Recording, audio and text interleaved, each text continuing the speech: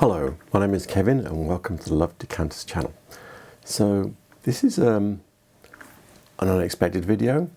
I went to Arundel and found an antique shop called Betulas, and they specialise in glass, and they let me film on spec just when I was there. I was expecting to do this as like a one-part film, but to tell the truth, I've been as sick as a dog for about the last week. You can still hear my voice, it's probably not back. So I've just done a few bits and thought I'll put something out to let people know I haven't forgotten, I've not stopped making films. And I'll tell you about why I was in Arundel in part 2 or whatever, when I'm a bit more recovered. But anyway, so this is Betulas. They specialise in antique glass. I had to pick and choose what I was going to film because there was so much, and I didn't have that long really. And yeah, so let's get on and have a look at some glass. So I'm away on a quick trip. I'm here in Arundel.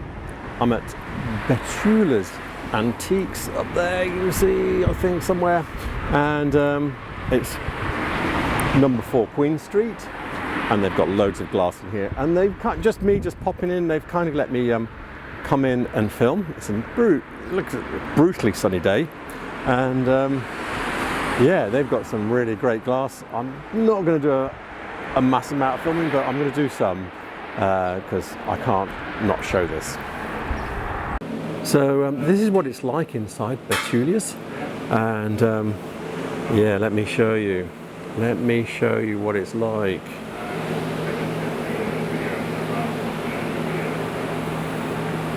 And check it out. This is why I had to show you. Look at all of this, it's fantastic. Loads of glass. If you're near here, this is the place to come. There's a lovely Richardson's frosted goblet here in the window here. £25. That is, yeah, unusual pattern. So that's a bit of a bargain. I thought I'd show you the glasses that I have in my collection, the frosted goblets and stuff. But this is on my website. Here we go, Victorian frosted. Maybe I should say acid etched. Maybe that's a bit more tech. Anyway, this is what I have. This one is definitely a Richardson's one because they registered this pattern in 1854. So yeah, that gives you a nice hard day, and then you've got like a whole bunch of others. Now obviously I'm not paying a lot for mine because, you know, I'm stingy and I'm only looking for real bargains. If I was a collector of these, £25, I would be scooping those up. So I've had a rootle through eBay just to see what kind of prices there are on this kind of stuff. I mean, £180 for a jug. I've got a few jugs as well, but anyway, yeah, that's quite a nice jug. I like that, but it is £180. £265 for this. So what? I mean, once you start putting this together, even if you say this is £150 for the jug, you're still talking over £50 a piece for these glasses. Then this one here is £94. I think this is a nicer one than the one that we're looking at, but still, difference between this and £25 is massive. I was looking at this for me. I've decided against it because it is actually frosted. So although this looks like a good price, you need to spend more on it to get it clear, because you can see it's a bit murky there. And then I found these. So these are £42.50 each. Oh, but is it plus postage? Can't see the postage anywhere. £45 each. So yeah, 25. When you look at this, this is what I would say it's close to. This has got a nicer stem and everything. The bowl isn't as fancy, so I think, yeah, it's close. But this is the kind of a price I would expect. £40 plus for each of those glasses. So yeah, I think that one was a real bargain there for £25. Yeah, there's so much glass in here, but I'm picking on this because it's a piece of slag glass. I'm not sure who made it, but this is a spoon warmer. I've never seen one before, but, well, I've seen them in ceramic and silver, but I've never seen a pressed glass spoon warmer. Yeah, you'd put warm water in it basically and put the bowl of your spoon in there. Looking at 20th century glass, and yeah, so this is a Nautilus little bowl like the one we're looking at, but it's not the same. It's not the same at all. It's more like a classical kind of thing, really, the way it looks. And it was made by W.H. Heppel & Co., blah, blah, blah. But there were two on here. There's this one here, which is the same as the one we were looking at. And it tells you it's in the identification of English pressed glass by Jenny Thompson, blah, blah, page 6. But it's saying, yeah, it's a similar design. Can't really pin it down. So I thought, yeah, I'm taking on a bit of a journey that I went with this when I was trying to figure out who made it and why I failed. Did figure out something in the end, though. So we had that. And then... So, what did I do then? Yes, I went to Jenny Thompson, and this is the one in there, and it tells you it's Heppel, and it's the other one. So, yeah, and there's none others in there, so that's no good. So then what did I do?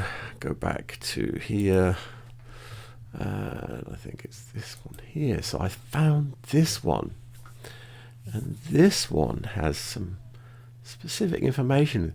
Lovely purple slag shell, blah, blah, blah, designed 1880 by Heppel, closed in 1884, and Davison bought the molds, and blah, blah, blah, no damage, superior. And I'm thinking, well, that's very specific information, really, really specific.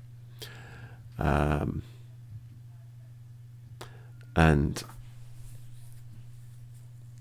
it's, you know, it's looking like it's from a reference or something. So I went back to my books, and if I can remember the book, yes, in the book, 18th century English 19th century press-moulded glass by Colin Lattimore. Yeah, that's the book. I found this, which is actually not what that book is. So, yeah. These are by W.H. Heppel, bearing lozenge design for 1881, blah, blah, blah. Molds were later bought by Davidson. So this is, you know, these have got the lozenge design and everything on them. And he's got the exact date and all this kind of stuff on it. And it's the other one, which means, yeah, I don't know. I'm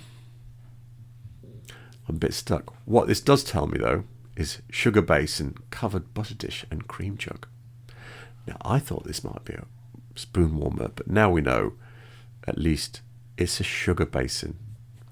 Not very big sugar basin, but it is. But sugar was quite expensive because it had to be imported from the Caribbean back then. So anyway, it's probably around 1880. It might be, if it's going to be anywhere, I think it's more likely to be Davidson's. I don't know, just the colour of it and everything. But yeah, and it's a sugar dish. But yeah, I can't pin it any closer than that. I've gone through a lot of references, done a lot of Googling, and that's as close as I can get it. One of my favourite makers here, Mark Taylor, is still going today, and this is a copy of a piece of Renaissance glass. It's really nice. We can go to his website and see what dates he's ascribing to it as it is a copy, and he signed it 2016, so that's relatively new for him. But we can actually see what time period he's copying there. This is called a quatrefoil knob. We're looking at a page from the book Glass, a handbook and a guide to the museum collection by W.B. Honey, Victorian Albert Museum. So, yeah, so this is the kind of glass it is that Mark Taylor was making. These ones don't have little creases in the little bubble there on the knob, little bubble knobs on the stems, but this is the type of glass it is. And we've got dates for these. This one 1672 and this one 1675. I haven't been able to find. I did actually go on the Mark Taylor website. It's been on here before, and he's not making this anymore. So yeah, and I can't find any on eBay. The only time I've ever seen this before is actually at the Stourbridge Glass Museum. So even for Mark Taylor's makings, I think it's a rarer one. You know, they probably made a few, and that's it. So yeah, quite a nice glass. Here by the window, and look at the pair of Irish dishes here with like turnover bowls and lids and everything, and look at the fantastic quality on that. I haven't picked up the other ones. I don't know what condition it's in, but yeah, they're really nice. So after going through my books, I wasn't able to find any single pieces that would match those two jars. Nothing with the, so I've got jars that are kind of similish but without a turnover rim. Yeah, very, very difficult, you know, and lots of pieces with the same kind of pattern. I wanted to find a jar with a turnover rim, little button handles on the top. Yeah, just not there. So I've Googled about, because they're very uncommon. Okay, so just so you get this, I've got a turnover Master Salt, but yeah, it's not even like that. It's earlier, so it doesn't look like those at all. Anyway, I found these. I think these are later. They are turnover, but it's a later style. Then I found this. It's not turnover, but it's not a million miles away. But the base is all wrong. So it's not close to this either. And then this is the closest I think I've been able to find. The only foot, this foot has got like the radiating bands on it. Is there a better picture of the foot there? Yeah, look there. So that's very typically Irish foot. I'm pretty certain it's Irish, but because lots of the different elements on it are very Irish, and there's too many elements together. The way the little buttons on the top are, the turnover rims are very classically Irish, the diamond shapes, yeah, the way it's done, just it's their styling kind of thing. It's not millions of miles away from the English glass at the time, just like parallel to it. Anyway, they're all saying 1820s, 30s. Even the things in the books are saying 1820s to 30s that have these elements.